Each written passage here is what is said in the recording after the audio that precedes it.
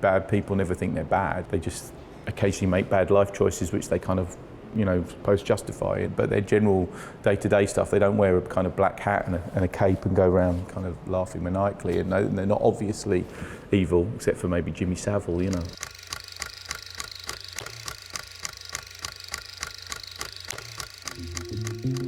Ben Uitli began his career making viral internet videos and animation shorts before turning his attention to filmmaking. In the run-up to the release of his movie adaptation of J.G. Ballard's seminal novel High Rise, we're here at the Barbican, one of London's most famous high-rise complexes, to meet the man himself.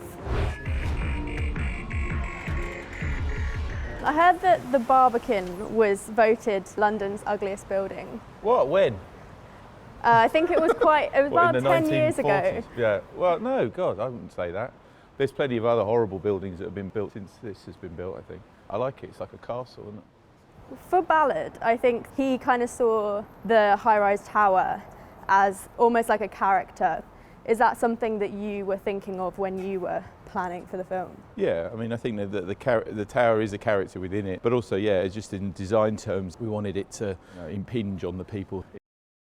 I mean, I kind of experienced it in a hotel in Stockholm. It had no consideration for the people staying in it. So they put, the architects just gone, ah, you know, and there'd be these beams through the middle of the rooms, you know, like ducking over them to get to the sofa. Thinking, well, this is arrogance, you know, in building form, you know, and we wanted a bit of that in the tower. You built all this. I put all my energies into this tower, but I am the architect of my own accident. Is that a horse? Probably. On the 40th floor? With Ballard and with High Rise, there's sort of this idea of a social utopia that then collapses. Do you see any parallels with the resistance to sort of social engineering in London in 2016? I mean, it's the same as that is a resistance to any kind of strong dogma. I mean, I think it's that, you know, Royal within the film is someone who has the arrogance to think that he can make an environment that will make people think in a certain way, and they rebel and they become very different from his initial plan. It would be a kind of pointless thing to make films that have no relevance to now. Even if you're making a sci-fi film or you're making a period drama, they really should be talking about this moment, because otherwise what the hell are you talking about, you know?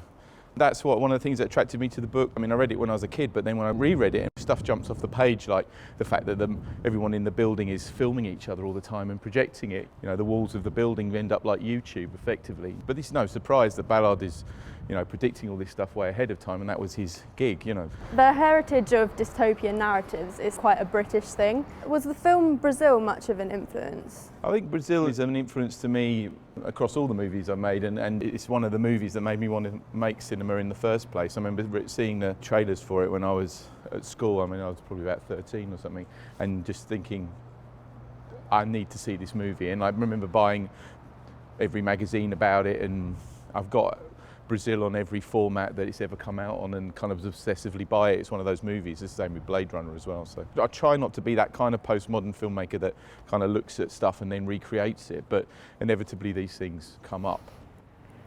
My favourite thing about your films is actually the realness of the human relationships. You know, the more real that you make the emotional honesty of it, then the more chance you've got of getting through to the audience and for them to relate to the characters. They're good and bad often, though. They're good and bad at the same time, you know, and I think that's, again, trying to be real, and that we like our characters, you know, we like them all, no matter how despicable they are. I mean, especially someone like Wilder in High Rise. He's incredibly charming, but he's a monster at the same time. I think we should be prepared to meet moderate resistance. The ones who are the real danger are the self-contained types like you.